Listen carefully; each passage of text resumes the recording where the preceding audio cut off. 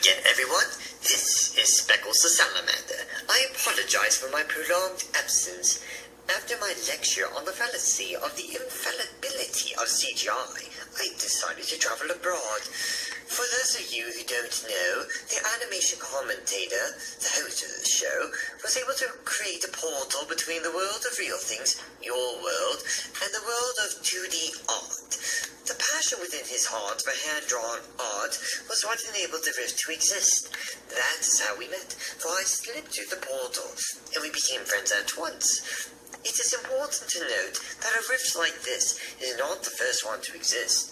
Real-life people have been able to interact with 2D animation for several generations now, dating back to early black-and-white cartoons.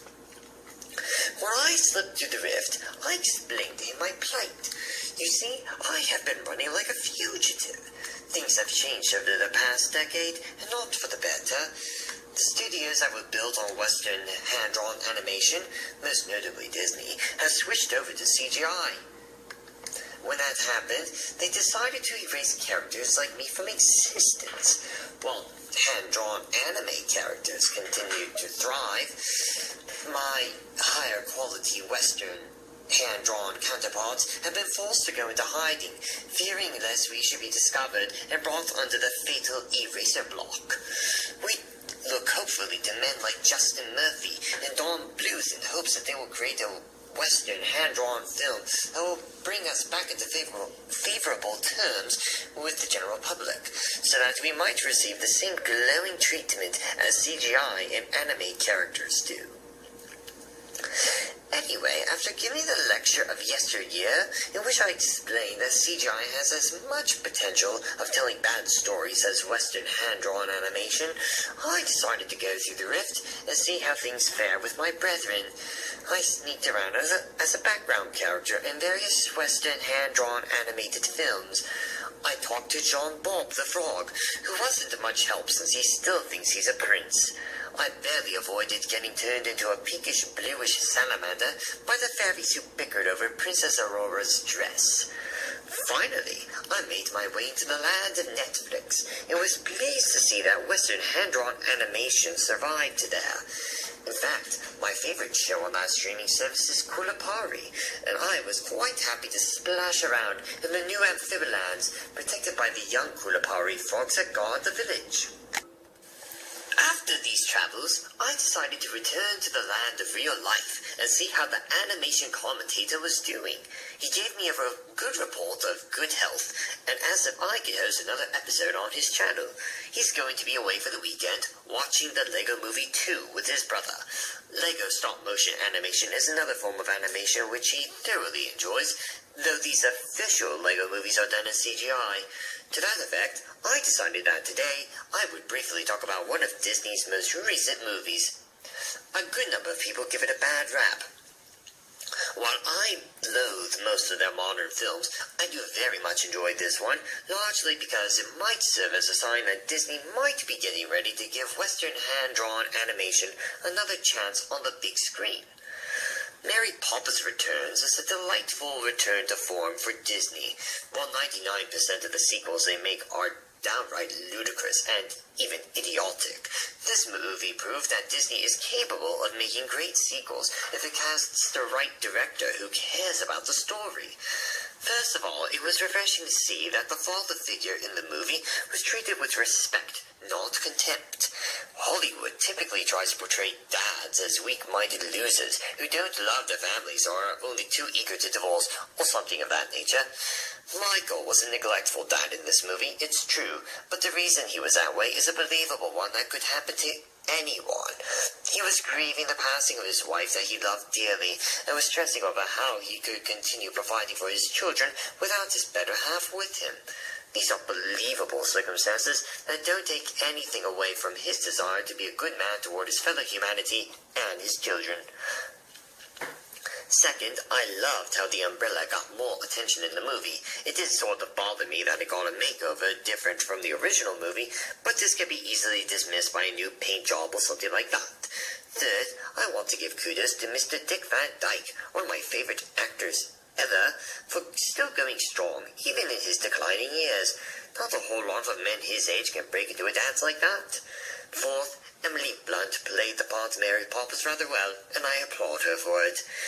Now that I've gotten these other points out of the way, I would like to talk about the part that had me the most excited for the movie. The 17-ish minutes of Western hand-drawn animation we got. When we flew into the cracked bull, we saw what Zootopia could have been, and in fact, should have been. This is Disney, people. We should have gotten a Zootopia where the animals are all done in classic hand-drawn animation. At least here, we got a glimpse of that. Better yet, this version of Zootopia was more inclusive than the CGI movie. Because in the Zootopia movie, we got a movie that only showed mammals. But you didn't see reptiles, birds, aquatic mammals, fish, or, most insultingly of all, you didn't see any amphibians. I mean, come on. And don't tell me that the gnats flying around the new at the yoga place counts, because those gnats just don't count. In Mary Poppins Returns, you had alligators and even a whale sitting and watching the musical display on the stage. Take note, Disney. We love this type of animation, and we want it back on the big screen. Of course, who could forget the penguins, still going strong after their original debut in the original Mary Poppins. In fact, I had the pleasure of bringing one of the penguins with me through the rift to interview for a little while. Let's give a round of applause for our special guest. Please, watch your footing, sir. I'm a small creature, you know. Oh, right, sorry. That's all. That's a right smart suit you're wearing. Why, thank you. I think the big question of the night is, what are your names? I'm Flipper. My brothers are Flapper, Dipper, and Dabber. You're all brothers? I wouldn't have guessed. Penguins look all alike, you know. Speaking of which, you four were all identical in the movie starring Julie Andrews. How did you wind up looking so different from each other in this new movie? Decades go by. Everyone changes. Good point. All the same, we're animated characters. We have the potential of looking the same indefinitely. Must I remind you of Mickey Mouse? Oh, good heavens, how that mouse changed over the last 70 or so years. Too bad he's become such a greedy little tycoon these days. I think Bob Igor locked him up and replaced him with a new mouse named Money Mouse. As a Disney character myself, may I remind you that I don't condone that kind of talk? Sure. How did you feel when Disney approached you and your brothers about returning to the franchise that made you famous? Oh, well, quite ecstatic, naturally. Like you said at the beginning of the show, we've been hiding, trying to stay away from Madame Miresa as CGI took over. When Disney asked us to join them again, we felt like we were getting pardoned, or at least getting a new lease on life. I'm afraid our time is just about up. As a last question, what do you think of the current situation with the Western hand-drawn animation on the big screen? Do you think your movie was enough to get Disney to reconsider its blind abandonment of characters like yourself? I'm hopeful, but we'll have to wait and see. Thanks for joining my show tonight. My pleasure. Tut-tut. And that concludes our episode, my friends. I hope you enjoyed watching this. The animation commentator will return to host the show next weekend. Until then, have a good night, and God bless.